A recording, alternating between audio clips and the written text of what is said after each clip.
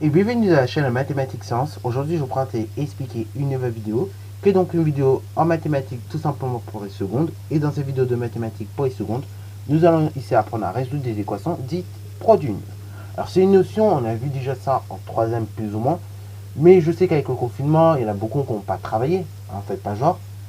Et puis si vous avez travaillé, en tout cas, ça peut vous faire rappeler quand même pas mal de choses, ok? Donc je la rappelle une fois en seconde parce que par la suite, ça va être très utile, notamment pour démontrer les solutions d'une équation du type x carré égale k, ok? Autrement dit, donc, ce qu'on appelle les équations carrées, ok? Voilà, voilà.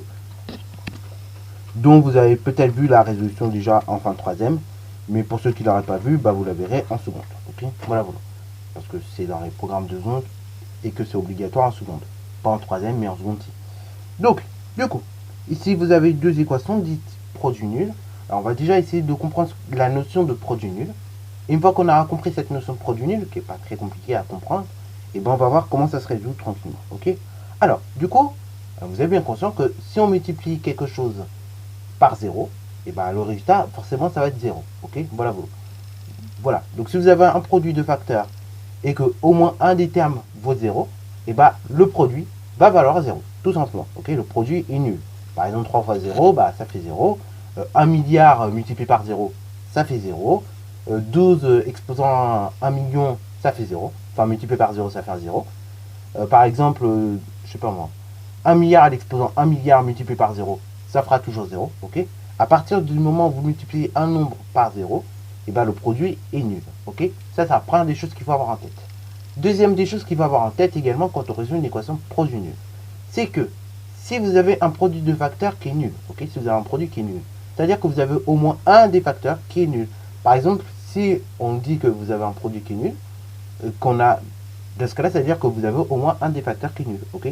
Par exemple, pour obtenir 0 à partir de 3, il aura fallu multiplier 3 par 0, tout simplement. Ok? Voilà, c'est-à-dire que vous avez au moins un des facteurs, un des nombres de la multiplication qui vaut 0. Ok? Voilà, voilà. Et ça, c'est très important que vous ayez ça en tête, puisque du coup, ça va nous amener, comme ça, à résoudre des équations produits nuls, comme on va pouvoir le voir ici. Alors du coup, appliquons tout ce que nous venons de voir ici, justement, dans la résolution de deux équations.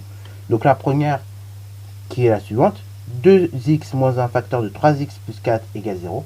Ensuite, la seconde, qui est la suivante, x moins 2, le tout au carré, moins 16 égale 0. Ok? Voilà. Alors du coup, on va commencer par la première équation, donc qui est la plus simple. 2x moins 1 facteur de 3x plus 4 égale 0. Alors déjà, on peut rappeler éventuellement c'est une équation produit nul. Ok? Bon, là, nous, en seconde, on ne va pas tellement le faire, mais je sais qu'en troisième, il y avait certains profs qui vous faisaient rappeler ça, ok? Bon, même sur la chaîne, je sais que je vous ai dit qu'on pouvait écrire ça. Mais, ce qu'on peut dire également qui est beaucoup mieux, c'est que tout simplement, là, 2x moins 1 facteur de 3x plus 4 égale 0, si et seulement si, au moins un des facteurs est nul, ok? Ça, c'est beaucoup mieux également, ok? Ça revient au fait, en fait, de dire que 2x moins 1 facteur de 3x plus 4 égale 0 est une équation produit nul. C'est la conséquence de cela. Donc, 2x moins 1 facteur de 3x plus 4 égale 0 si et seulement si au moins l'un des facteurs est nul. Donc, conséquence, ça nous donnera la chose suivante. Ok? Ça nous donnera que du coup, on aurait bien 2x moins 1 qui est égal à 0 ou bien 3x plus 4 égale 0. Et oui, on a dit que ce produit-là, il est nul si et seulement si au moins l'un des deux facteurs vaut 0. C'est-à-dire si au moins 2x moins 1 vaut 0, ou bien si 3x plus 4 vaut 0. D'où pourquoi on se retrouve finalement avec, en quelque sorte, deux équations à résoudre. Donc, c'est parti, on va résoudre cette équation assez rapidement. 2x moins 1 égale 0.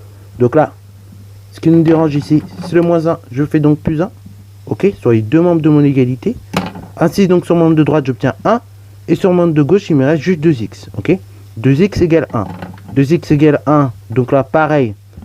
J'ai 2x. Moi, je veux la valeur d'un seul x. Donc, je vais tout simplement diviser par 2 sur le membre de gauche, mais également donc sur le membre de droite. Ok. Ainsi, donc, il va me rester sur le membre de gauche x égale 1 demi. Ok. Et donc, ça, c'est la première solution de mon équation. X, il peut valoir 1 demi. Ou bien, on peut le mettre en écriture décimale, 0,5. Ou bien, il peut valoir aussi un autre nombre. Ok. Et justement, cet autre nombre, on va le déterminer en résolvant la seconde équation, qui est donc la suivante. 3x plus 4 égale 0. Donc là, pareil, on va la résoudre assez rapidement. Donc là, j'ai 3x plus 4 égale 0. Ce qui me dérange, c'est le plus 4. Donc je fais moins 4 aux deux membres de mon égalité. Ainsi, pour le membre de gauche, il me reste directement 3x. Et pour le membre de droite, il me reste moins 4. Ok, j'ai 3x égale moins 4.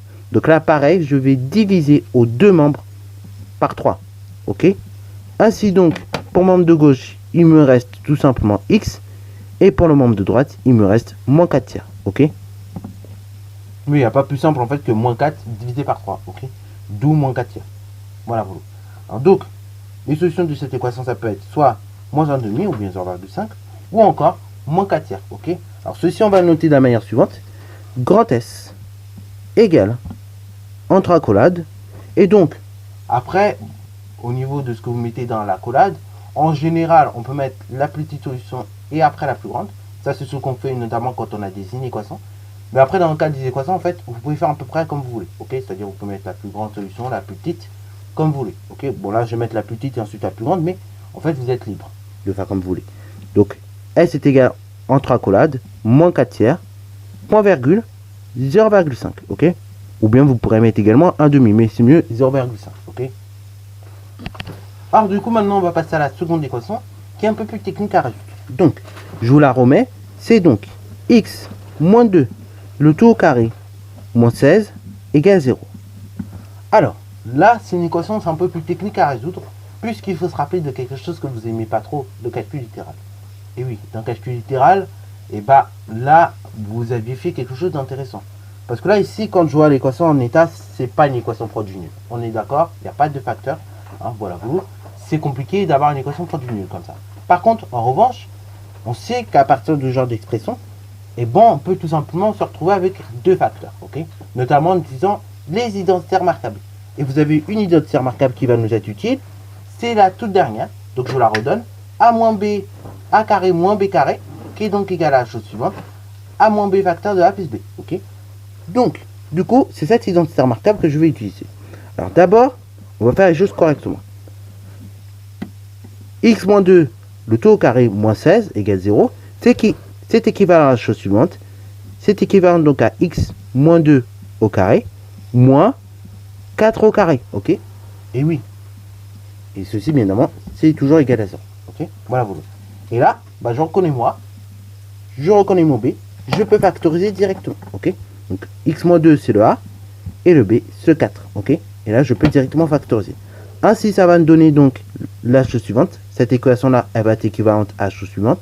C'est-à-dire x moins 2 moins 4, facteur de x moins 2 plus 4 égale 0. Ok.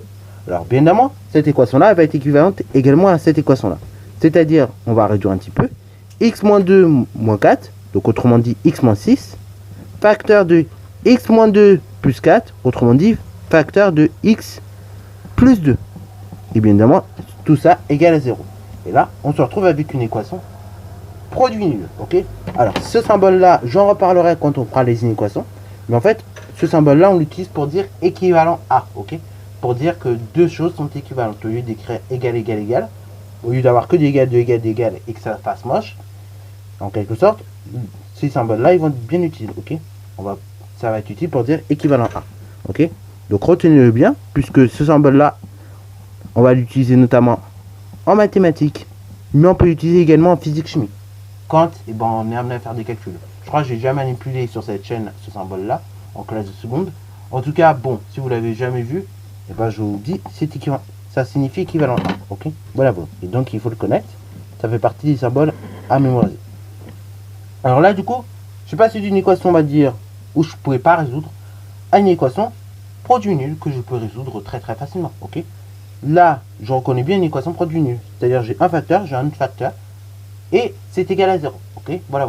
Donc, je peux résoudre cette équation très très rapidement. Donc là, on va rappeler la chose suivante. X moins 6 facteur de x plus 2 égale 0. Si et seulement si, et bien justement, l'un des deux facteurs est nul. Donc, comme je vous dis, x moins 6 facteur de x plus 2 égale 0. Si et seulement si, au moins l'un des facteurs est nul. Ce qui veut dire donc, si dans ce cas-là, vous avez x moins 6 égale 0, ou bien si vous avez x plus 2 égale 0. Alors là, vraiment, c'est des équations, on va dire, basiques. Ok. Donc là, pour résoudre vraiment ce genre d'équation, vous voyez, c'est vraiment des équations, je vous donne ça au tout début du chapitre, ok? Je vous donne ça même en quatrième, ce genre d'équation. Donc là, bah, on va les résoudre tranquillement, comme vous savez le faire. Donc là, x moins 6 égale 0, et bah, je recherche le nombre auquel je vais retirer moins 6, de sorte à obtenir 0. Parce que là, ce qui me dérange, c'est le moins 6. Donc je vais faire plus 6 aux deux membres de l'égalité. Et ainsi, ça va me donner directement x égale 0 plus 6, 6, ok? Ou bien, x plus 2 égale 0. Donc là, je recherche un nombre qui ajouté à 2 va me donner 0. Donc là, ce qui me dérange, c'est le plus 2. Donc je vais faire moins 2 aux deux membres de mon égalité. Et ainsi, donc, je vais obtenir au membre de droite x et au membre de gauche 0 moins 2, c'est-à-dire moins 2 directement. Et donc, on trouve que x peut également valoir moins 2. Ainsi, donc, les solutions de cette équation sont les suivantes. Moins 2, 6, ok? Voilà, voilà. Donc, on peut noter grand S égale, entre accolades, moins 2, point virgule 6, ok? Voilà, voilà. Ou bien 6, point virgule, moins 2, ça revient même. Voilà, voilà. Donc, vous voyez, pour cette équation-là, il faut quand même être à l'aise avec les identités remarquables. Je ne sais pas combien de fois je vais les répéter, mais le calcul littéral est indispensable pour ce chapitre. Vous voyez, il faut connaître vos identités remarquables de base. Et une fois que vous connaissez vos identités remarquables, et bah, vous factorisez, vous voyez, comme on a pu faire ici. Et une fois qu'on a factorisé, bah, on se retrouve avec des résolutions d'équations basiques. C'est-à-dire, bah, ce produit-là, il est nul si et seulement si au moins l'un des facteurs l'est. Après, on résout ça en 2 temps et on trouve les solutions. Ok, voilà, voilà. Donc, sur ce, c'est la fin de ce chapitre-là. Si t'as plu, fin de cette vidéo, pardon. Si ça t'a plu, n'hésite d'ailleurs pas à la liker, commenter et bon instant en mathématiques et en sciences.